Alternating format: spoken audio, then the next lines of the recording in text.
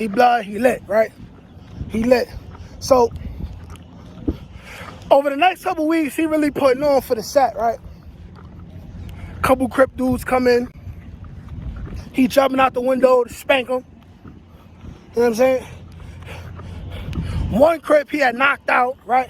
He going hard with the slurs against the Crips. All of that, right?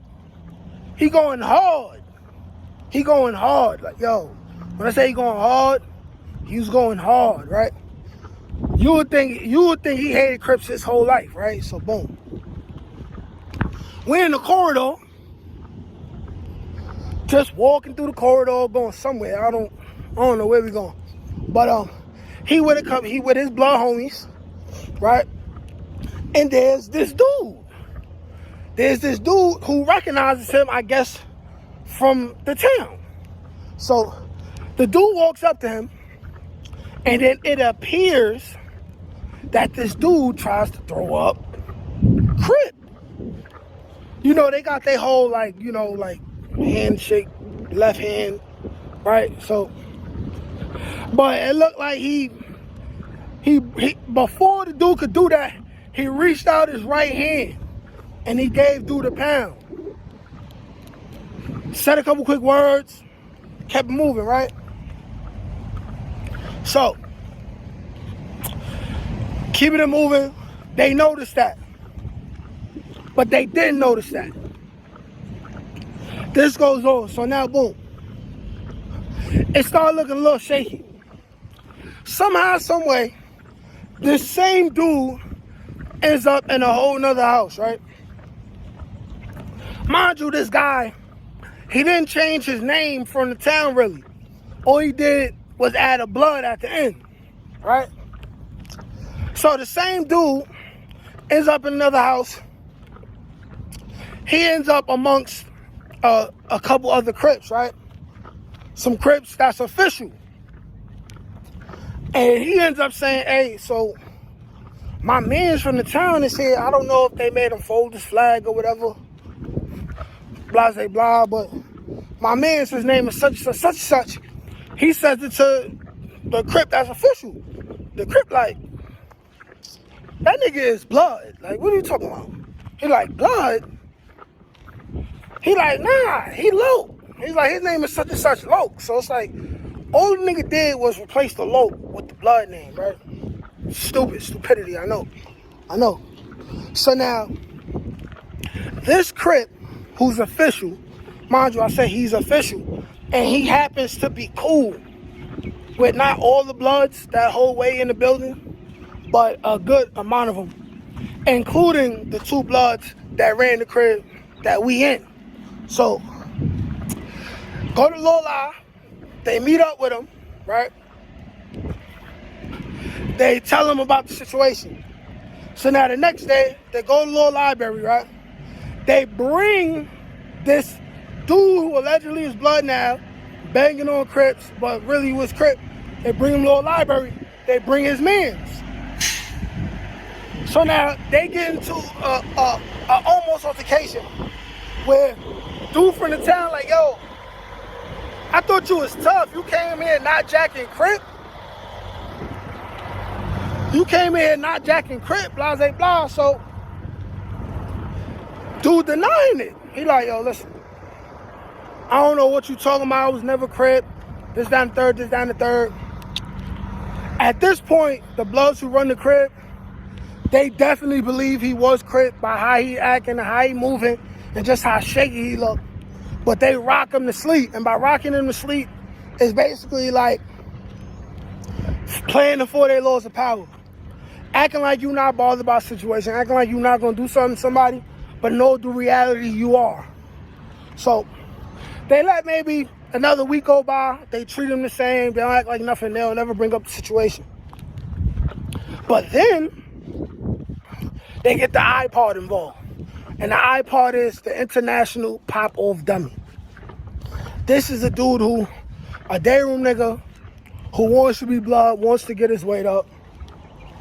And he been getting cool with the dudes who run the crib for a little while. So they say, hey, listen, you want to turn homie? You want to be down?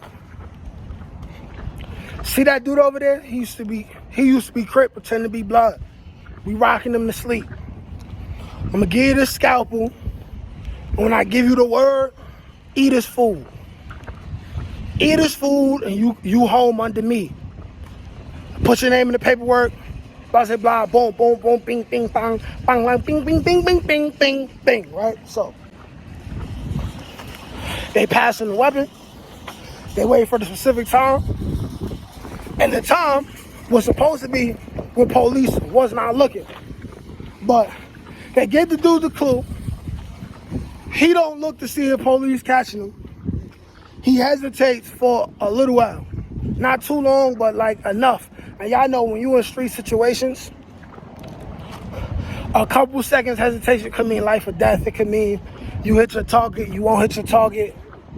It could mean they got a chance to run away and get away from you. All that stuff. So the dude hesitates a little bit, right? Because he wasn't about that life to begin with. But he ends up going, rips the Crip, right? Slashes his face from, I would say, like the temple. From like the temple, and I don't want to do it on my face, but from like the temple to look like, you know what I'm saying, like the top of his lip, right? Boom. Rips him, right? He gets caught by police. Stupid nigga, right? The other Bloods, they go jump him, right? So they jumping him. Dude gets caught, like I said. Anyway, the CO presses the PBA button, the 18 comes. Everybody is down now. Now, you know, this is a big situation. So the crib goes on lockdown for like 2 weeks. No commissary. We in our cribs the whole time.